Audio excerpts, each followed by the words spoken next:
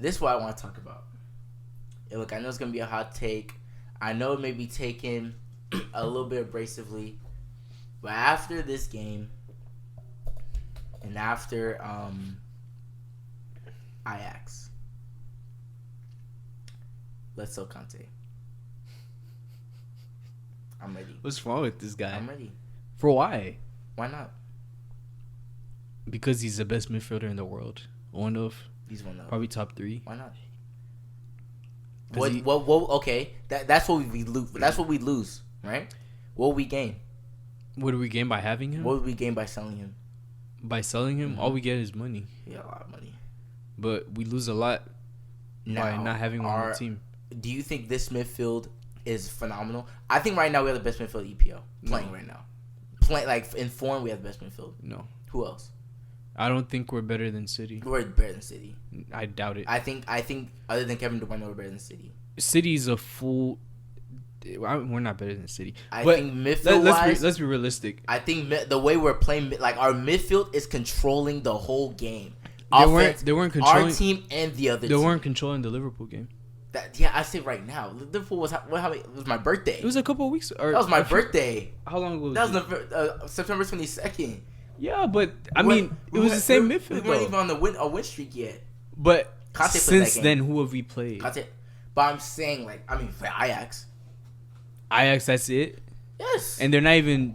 Compare Ajax to Liverpool to City. But we didn't even play Kovacic and Jorginho in that game. So that doesn't even game? count. The Liverpool game. So it doesn't even count. Who was playing that game? It was Kante. Kante scored. Yeah. Yeah. So why sell somebody that scored that game? I'm saying Mount. You can't sell Kante. Mount, Jorginho, Kovacic, I'm content. I'm not buying it. Because if we... it's not about buying, it's about selling it. We're leaking goals. Kante is not here. That's why. How are we really leaking goals, though? Like in what manner are we leaking goals? How many goals have we allowed this season? No. But that's... We've allowed 17 goals. But that doesn't tell the whole truth. Have Kante play all those games.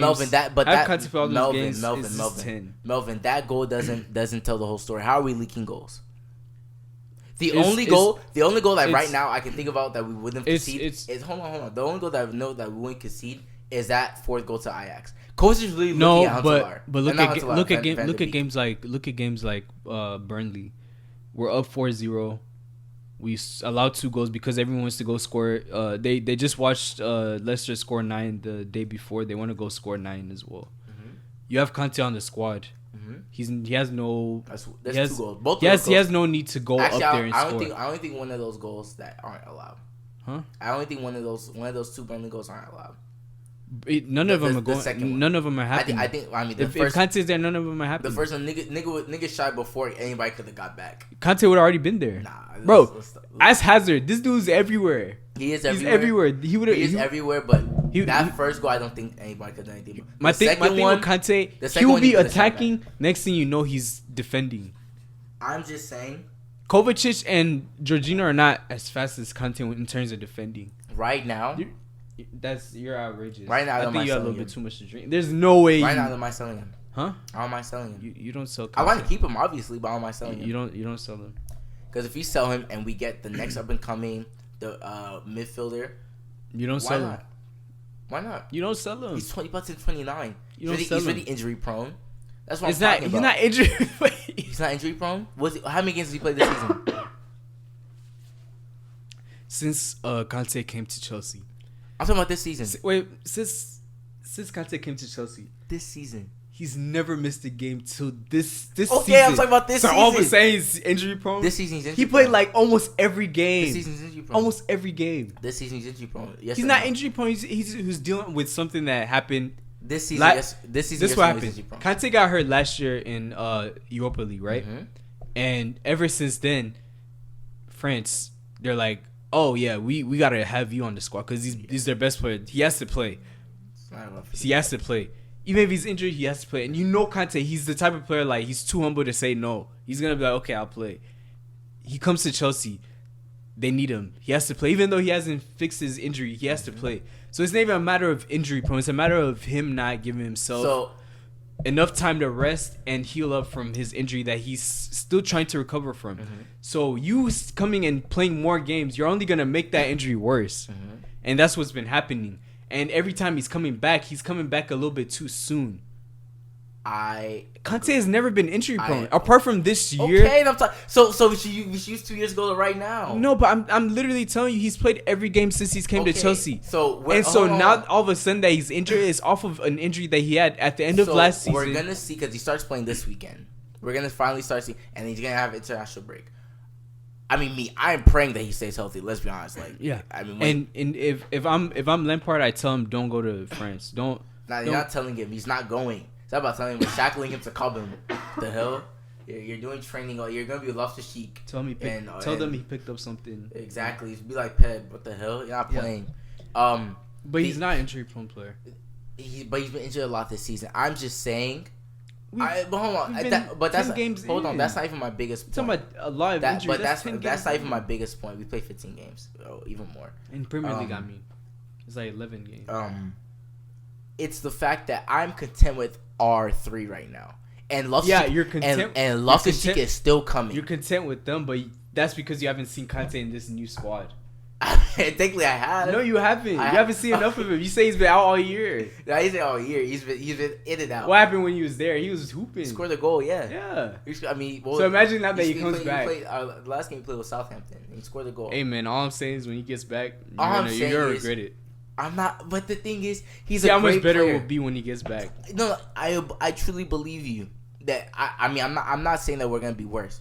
I'm just saying, if Loftus-Cheek comes back, which look, the reason why you're saying this is because you think we have too many players for the 11 that you want. But that's why we have. Hold on, Melvin. Right now, we already know how Loftus-Cheek is gonna be. Loftus-Cheek's if we think Mason Mount is great, we're not ready for Loftus-Cheek. So we're gonna have Loftus-Cheek, Jorginho, and Kovacic. And I'm not gonna lie, Kovacic yesterday, that nigga was hooping. Second half, he was hooping against Ajax. Yes. Is Ajax better than City? I mean, don't do that. Are they better than Liverpool? Don't do that. He was playing well. No, are they better than both of those teams? I can't. When we play Ajax, would you say we have more possession against them than we do against Liverpool? They have more possession than us. Second half, we have more than them. That in both overall, we had. But we've been proven to be a second half team as of late. But my whole point is, we're not a possession-based team when it comes to going up against bigger teams, right? Well, those two teams, because those two teams are just better than us. Exactly, and so would you rather have somebody who can't defend or? I would rather. I'm not. The thing is, I try to act like I wouldn't rather Kante. That's what you're saying. No. I literally just said I would rather Kante. So what's your point? Why are you selling him then? If you'd rather have him on the squad, why are you selling him? I'm saying I wouldn't be mad if we do. What do you mean you wouldn't be because mad? The upside is we get the upside is we get a lot of money from it. We are able to take more. We've already taken chances with a lot of our academy. Mm-hmm. We're then again forced to get maybe our next person from academy. We're able to that next big person that's coming up. That's maybe that type of person that's nobody's ever gonna be like Kante. Not never, mm-hmm. But like right now, nobody's like Kante. But we never know what that next player could be. And if they ask for a large price tag, we could spend it on him. And he's already a lot more years younger than him. Mm-hmm. So the upside is that. Obviously, the downside is that we lose arguably one of the best players right now. Defensively. I think all around. I mean, obviously all around, but I'm saying defensively especially. Especially. But, first of all, we haven't even seen our number one defense this whole season yet. Which I think people are forgetting. We haven't seen... I mean, honestly, I don't even know if Rudiger will be in that number one defense this season. We'll see. He might I mean, he's playing well, but Zuma's playing well. He's obviously going to come take his spot. We saw what it looked like when Reece James was really playing well, and we saw what Emerson was looking like second half of Watford. Mm-hmm. We haven't even seen those four yet. We haven't seen Loftus-Cheek, Jorginho, Kovacic. Mm-hmm. Granted, we have not seen Kante, Jorginho, Loftus-Cheek. We've seen our front line at their best. My point is when you're going up against City, Liverpool, Barcelona, Bayern, all these big teams in the Champions League, they're gonna obviously dominate you in the midfield. I don't think so. I think they will. I think attacking wise, maybe it's gonna be hard to stop them. As in, they'll have more possession than we do. That with Kovacic and Jorginho. Yes, they will. I don't know about that. They definitely will because teams are because here's the thing. How many players on their team are DMs? No, but here's the thing. But no, you yourself just told me Ajax have more possession than us, right? Yeah. So why wouldn't Barcelona or all these other teams have more possession than us? That's fine, but that's my whole point. They will have more possession than us. They only have possession in the first half. Second half was really because of the Reds, really. Because of the Reds. No. As in, we started off the first 10 minutes, we were playing better in terms of possessing and all that. But once they got the Reds, there's no way you're gonna have more possession when you have 2 red cards. But even the first game, we had more possession than them. And by how much? What was it? I don't. Let me even look at it. But here's the thing. Here's the thing. My point is, when we're going up against City, Liverpool, Barcelona, all these big teams, we're not gonna have more possession. I guarantee we're not having more possession. Busquets is getting a little bit more washed now.